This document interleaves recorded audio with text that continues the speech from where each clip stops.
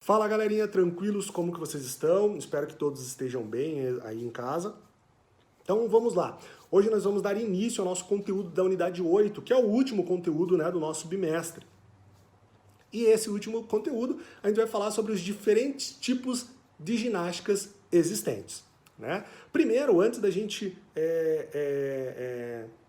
falar sobre isso, é importante falar um pouquinho da história do circo, que de fato é onde iniciou-se os movimentos da ginástica, né, num contexto geral, até a esportivação, esportivização da ginástica, etc. Então, a história do circo, então, o que aconteceu? As demonstrações de habilidades corporais, né, mágicas, domas de animais, elas fazem parte dos espetáculos desde a antiguidade, né? Então, na Roma Antiga, foram construídos espaços próprios para esses tipos de apresentação, que envolviam, né, corridas de bigas, lutas entre escravos, né, e animais e demais demonstrações de habilidades humanas. Com o desenvolvimento do circo, então, os espetáculos passaram a envolver acrobacias, jogos cômicos, teatrais, músicas, dança, sempre buscando demonstrar as diferentes habilidades humanas, né, e a capacidade de dominar a natureza e o que envolve ali.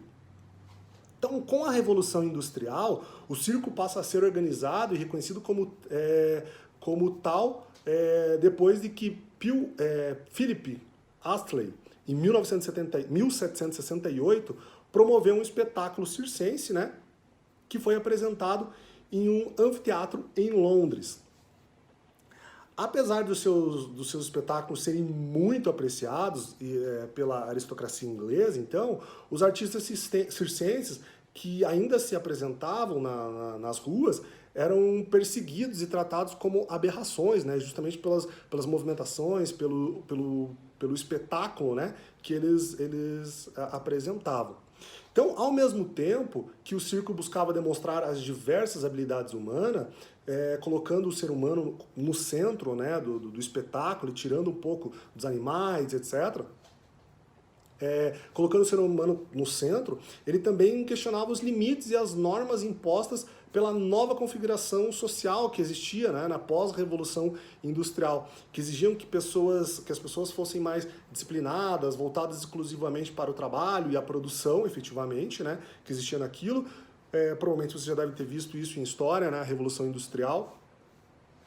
E nessa relação entre o domínio do corpo e o seu uso fora dos padrões, né, então acabou surgindo, de fato, a ginástica. Então, a qual ela passou a transformar as habilidades circenses, então, em exercícios organizados e destinados a um objetivo disciplinar aos corpos, efetivamente. Então, com a vinda dos europeus para o Brasil, no início do século XX, os quais escaparam, né, eles escaparam da guerra que acontecia na Europa, muitos artistas circenses, então, apresentavam-se de forma nômade, né, montando e desmontando os circos nas cidades por onde passavam, que é o que a gente tem hoje muito, que os circos vão visitando as cidades e eles vinham passando, né, pelo Brasil inteiro com a sua arte.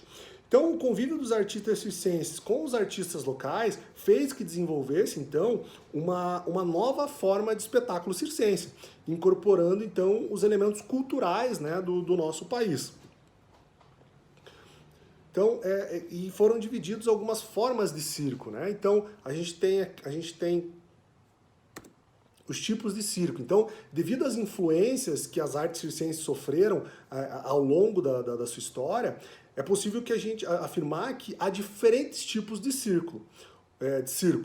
Os espetáculos circenses apresentados na Europa, para vocês terem uma ideia, durante a Idade Média, eram realizados nas ruas.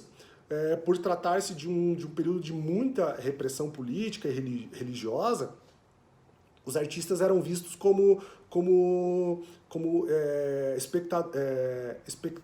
espetaculares, né? E ao mesmo tempo como aberrações, né? Uma vez que subvertiam aos padrões corporais da época, né? Então eles fugiam, na verdade, dos padrões que eram impostos, etc., em relação à movimentação e tudo mais. Os circos tradicionais, eles estão ligados, então, às tradições das famílias, né, circenses. Então, no início da história do circo no Brasil, os espetáculos eram encenados por artistas de uma mesma família, né, os quais repassavam seus conhecimentos aos membros, né, de gerações a gerações aí, de vivência no picadeiro. Então, esse tipo de circo, então, ele teve um declínio com a popularização da televisão e do cinema, para vocês terem ideia, como forma de entretenimento. Então, além disso, apesar do fascínio, né, que despertava ao público, etc., os artistas sofriam com preconceito também aqui no Brasil.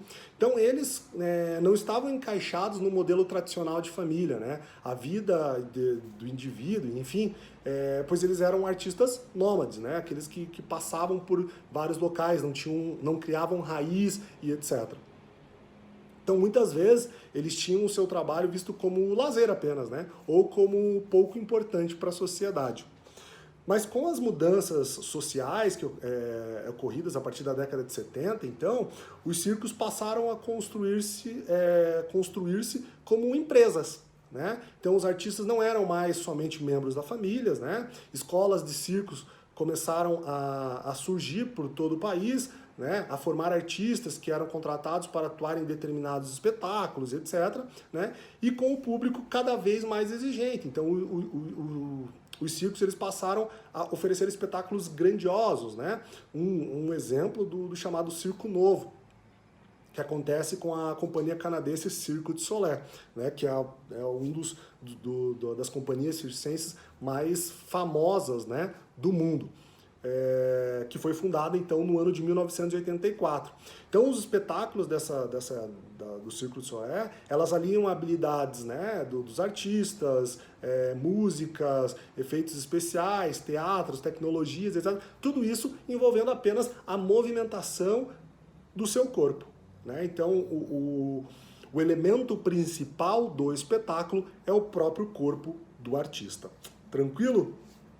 Então, um pouquinho aí da história do circo, né, para que vocês consigam entender o conteúdo dessa nossa última fase aí desse bimestre.